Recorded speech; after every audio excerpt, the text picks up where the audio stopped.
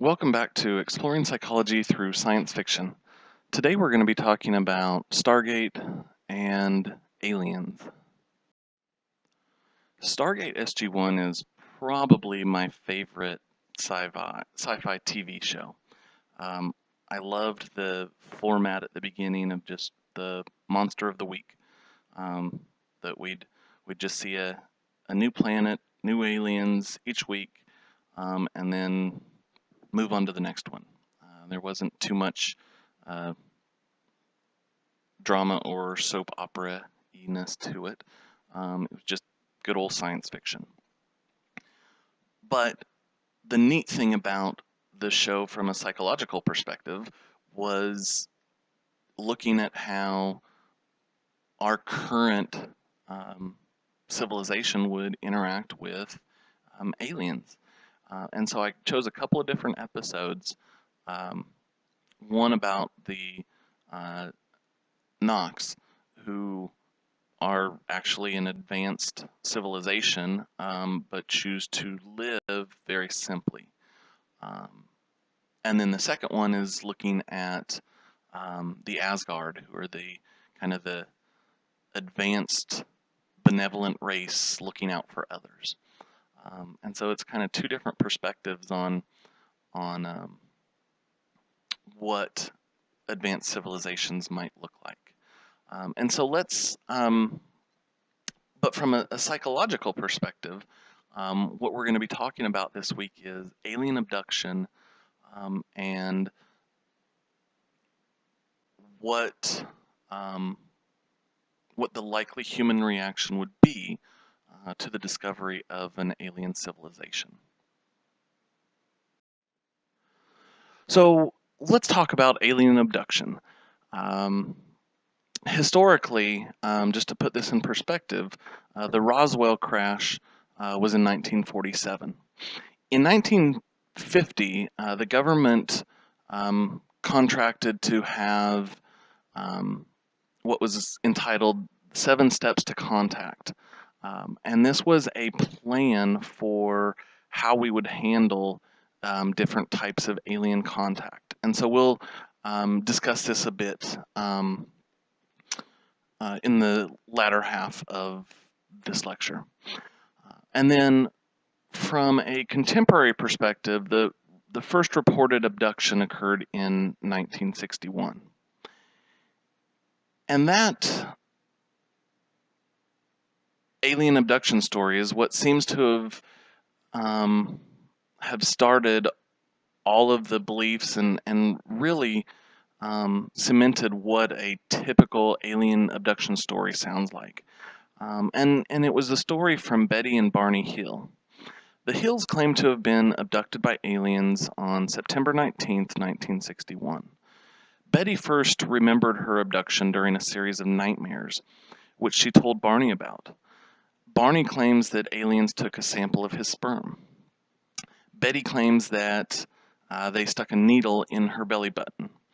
She took people out to an alien landing spot, but only she could see the aliens in their craft. The Hills recalled most of their story while under hypnosis a few years after the abduction. Barney reported that the aliens had wraparound eyes, which was a rather unusual feature.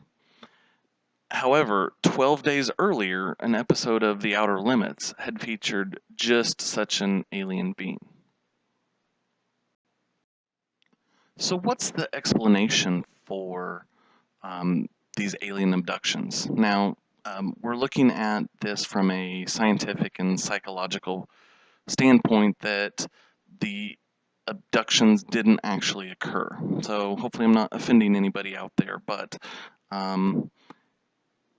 realistically, if alien abductions were occurring at the rate that people report, shouldn't somebody have gotten at least the tiniest bit of video of it or some kind of physical evidence?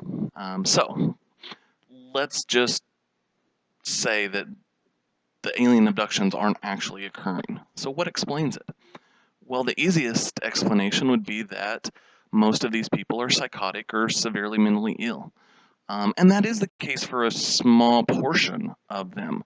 In fact, um, delusions about aliens have increased, especially with people with paranoid schizophrenia. More of their paranoid delusions have focused on aliens as opposed to just the good old men in black or government uh, agencies or secret police. So we do see an increase over the last several decades of paranoia about aliens.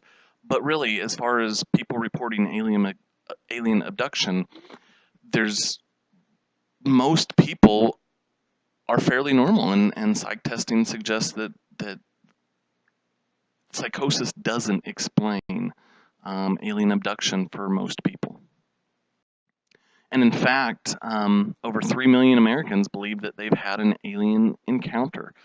So this is a significant group of people. So what are some other explanations for it? Well, first of all, psychologists have suggested that abductees may be inclined to fantasy um, or have a propensity to daydream or be enthralled by novels. So both alien abductees and garden variety fantasizers report false pregnancies, out-of-body experiences, apparition sightings, and on and on. So some psychologists speculate that abductees are simply encounter-prone or fantasy-prone individuals with a um, heightened proclivity to experiencing anomalous events. But being fantasy prone is not an abnormality. The vast majority of humans are fantasy prone. Otherwise, they wouldn't believe in spirits and immortals, devils, ESP, Bigfoot, the Loch Ness Monster, etc. A person can function normally in a million ways and hold the most irrational beliefs imaginable, as long as the irrational beliefs are kind of culturally accepted delusions. So those who claim to have been abducted by aliens may be neither crazy nor telling the truth. It might be explained by thinking of them as sharing a cultural delusion. Another possibility is false memories. Hypnosis and other suggestive means are often used to access memories of abduction.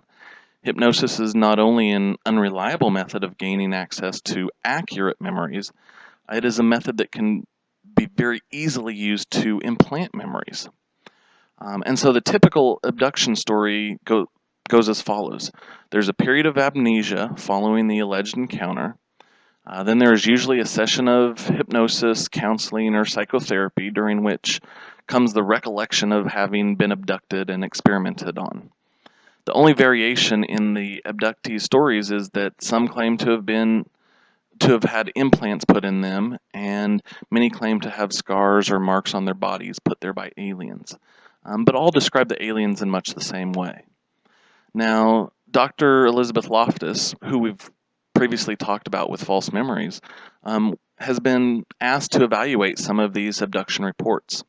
And she's noted that alien investigators are very encouraging of patients to remember more details, as well as give many verbal rewards when new details are brought forth. So this is very similar to the issue that we talked about previously, where people implant repressed memories of sexual abuse and things like that. It's that people that are already fantasy prone and highly suggestible, if you find the somebody that's focused on alien abduction, they're going to encourage those types of beliefs. A final explanation that we're going to talk about is sleep paralysis. Now, sleep paralysis is a condition that occurs in the state just before dropping off to sleep, which is the hypnagogic state, or just before fully awakening from sleep, which is the hypnopompic state. So sleep paralysis is characterized by being unable to move or speak, and it's often associated with a feeling that there is some sort of presence, a feeling which often arouses fear but is also accompanied by an inability to cry out. So the paralysis may last only a few seconds, but it can seem much longer. The experience may involve visual, auditory, or tactile hallucinations. So you may see, hear, or feel things that aren't actually there. And the description of the symptoms of sleep paralysis is similar to the description many alien abductees give in recounting their abduction experiences. So sleep paralysis is thought by some to account not only for the many alien abduction delusions, but also ghost sightings or paranormal or supernatural experiences. All right, so we've unfortunately discounted probably most alien abduction stories, which is kind of a bummer. I think it'd be cool if we were getting picked up by aliens. Maybe not the experimenting part, but you know. Well, let's shift gears now and talk about what might happen if or when we encounter an alien civilization. Now, one of the most professional articles that I've found about this is from Albert Harrison, entitled Fear, Pandemonium, Equanimity, and Delight, Human Responses to Extraterrestrial Life. And this is one of your assignments for this week is to look over that. But it gives a variety of perspectives on how we might respond. And it talks about some of the surveys that have been done and questionnaires that have gone out to people. But it also looks at how people perceive alien interaction. And so that's one of the things that I'm going to touch upon next. So there's really three main types of alien encounters that are kind of the majority or the most likely possibilities. The first one is the millennial model, which portrays the wise, kind, and friendly extraterrestrials and implies that communication would lead to a glorious rebirth of terrestrial societies. So this perceives extraterrestrials as belonging to ancient utopian societies where wise and well-intentioned near immortals live under conditions of peace and prosperity, and they're just waiting for the opportunity to share their insights into philosophy and science and technology with less evolved civilizations such as our own. So that sounds lovely. On the far extreme alternative to that is the catastrophic model, which portrays aliens as menacing, imperialistic, and oriented towards the use of threat, bluff, and force. If they discover us, we would be candidates for exploitation, colonization, or annihilation. And so if the millennial model hints of angels, then the catastrophic model reminds us of demons. The scientific or highbrow version rests in part on the notions of survival of the fittest, not adjusted to accommodate the different survival requirements of wild animals and political states. Now, this catastrophic model isn't entirely bleak. This common enemy might unite the nations and unite the world and could help us develop ourselves to almost a higher level of civilization. And so it appears that most of us are focused more on the millennial perspective. We're prepared for the best rather than the worst. For example, one survey by the Marist Institute found that 86% of the respondents expected aliens to be friendly rather than hostile. Now, a third possibility is called the post-biological model. And this builds on artificial intelligence, bioengineering, and robotics. It proposes that artificial rather than biological intelligence most likely predominates the universe. Now, most aliens exist in computers and have unlimited brain power and intelligence free from biological wants and needs. This would allow aliens to be able to live anywhere, not just on a habitable planet or a well-provisioned spacecraft. And barring accident, they could exist, if not forever, then until the collapse of the universe. So post-biological intelligence is driven by the intelligence principle. The maintenance, improvement, and perpetuation of intelligence is the central driving force. And to the extent that intelligence can be improved, it will be improved. So because of the potential for immense intellectual post-biological intelligence, it may be very difficult to find, and it would score very high on a strangeness dimension. So we might not even recognize them as being alien life forms. And so the analogy is that perhaps the idea that flying saucers aren't driven by aliens, but they are the aliens.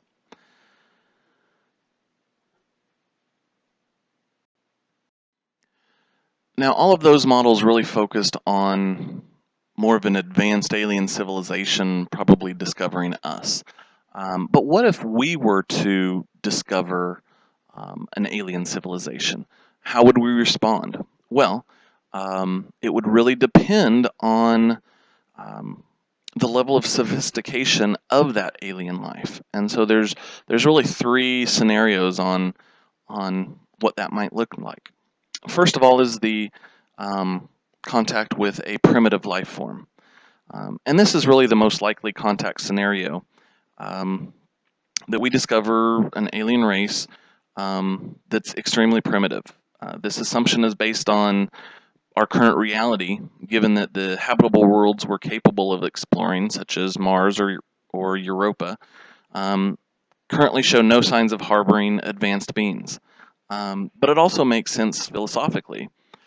Judging by how long inhabitants of Earth spent in the insect-like trilobite stage compared with how long humans have been around, there's really a better chance that life found anywhere in the universe is more likely to be primitive. In addition, in light of the immense difficulty of space exploration, it's thought that explorers will typically be far more advanced than the creatures they discover. This makes it easy to set the protocol for a first encounter. If we land on Mars or Europa and discover the alien equivalents of trilobites, you'd do what Darwin did. You'd collect samples and take them back home to study. Now, what if the alien civilization we discover is more human-like? Well, at the beginning of this lecture, I talked about the protocol that the government developed back in 1950 called the 7 Steps to Contact. And this laid out the logical steps we would take upon discovering aliens with roughly human-like level of sentience.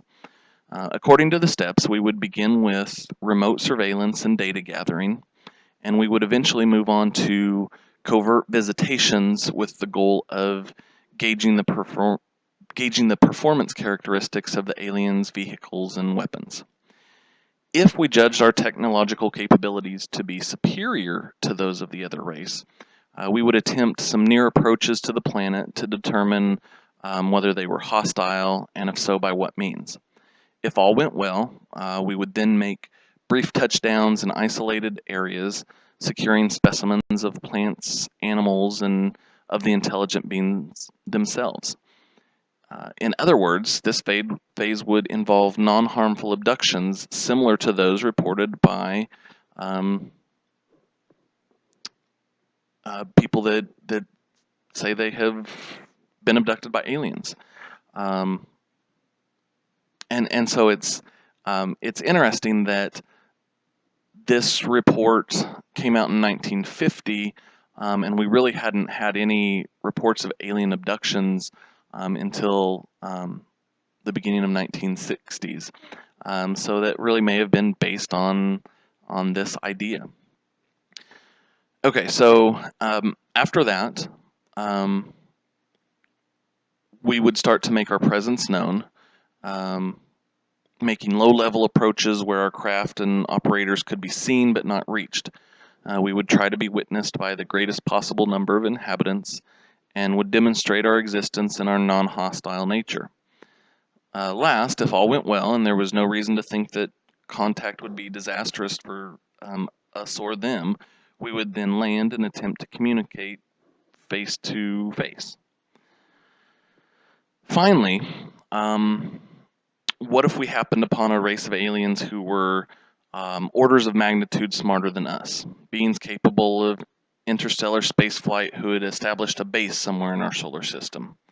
Well, just as bugs can't make sense of human behavior, it's difficult or impossible for us to understand how this advanced race would react to us. Carl Sagan figured that any aliens that might be able to travel between the stars would be so advanced that they would be beyond all this business of aggression and war. However, that may have just been his wishful thinking. An alternative possibility is that they'd be more hostile. Aggression evolved as a trait among humans because it helps us obtain and protect resources. And though aliens would probably have evolved under totally different conditions, pressure to secure a finite resource would probably have molded their behavior too. So if Sagan's right, then the wise race we encounter would treat us with immense consideration and respect, while having the technology to ensure that we treat them similarly. If not, the advanced aliens we stumbled upon are also as aggressive as us, then we're probably dead meat.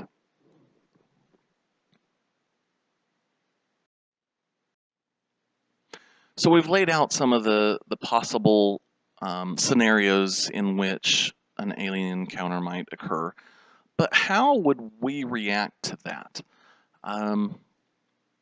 Well, there's a couple of different ways we can look at that. First of all, we've got this great example of when the War of the Worlds, actually then it was called the Invasion from Mars, by Orson Welles, was broadcast back in 1937. Now, there's a myth that everybody responded with panic and were overwhelmed by this. But in fact, panic was very rare. The vast majority of people were not fooled by the radio broadcast. And most of the people who did believe it was actually happening reacted in ways that made sense. Driving off to retrieve a family member from behind Martian lines, stuffing rags around windowsills to slow down the entry of poison gas, or reporting to armories for duty. So while there's this myth that humans typically respond very poorly in crisis, those are really just stereotypes and myths that aren't all that accurate. In times of disaster, people are much more likely to we're much more likely to see an increase in civility, and rather than waiting around to be rescued from outside people, they respond with appropriate self-protective and mutually supportive behaviors. So this suggests that the panic that most people expect really doesn't occur in times of disaster or crisis. So hopefully we would respond very appropriately.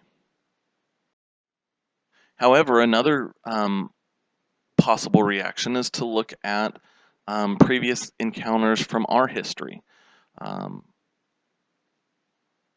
If we look at the encounters between new civilizations of humans, it's not been pretty. The exploration of new lands by Europeans includes some sobering examples of encounters. The Spanish conquest of Mexico, the uh, westward expansion and suppression of Native Americans in the U.S., the European scramble for colonies in Africa. All of these are examples where the more powerful civilization really took over. So there's the bottom line is we have no idea how we will react, but we can, if we plan for some of this and look at what the possibilities might be, and look at historically how we've responded, we might have a better idea of how to handle this. But in contemporary times, there's been the reports that SETI has found a signal. It didn't end up being confirmed, but that report got out there. There was the possibility of a fossil found on Mars. And so there's been a few times now where it's possible that there's evidence of alien life. Now, those haven't come true yet, but civilization didn't break down. We didn't all go crazy. We responded fairly matter-of-factly and just kind of went about our daily life. And so, unless it's a direct invasion, that's a definite possibility of how we will react when we first come into contact with aliens. So, this is the last lecture of this course. I know I'm disappointed, and hopefully you're not too enthusiastic to be done, but I've had a blast with this class, and I hope you've learned a bit as well. I know I have. Next week we will be, instead of listening to me, we'll be listening to all of you. You need to have your final projects posted by the end of this week, and then next week we will be watching those. So again, thank you for all of your input. I've learned a lot, and I hope it's been a good experience for you. Talk to you soon.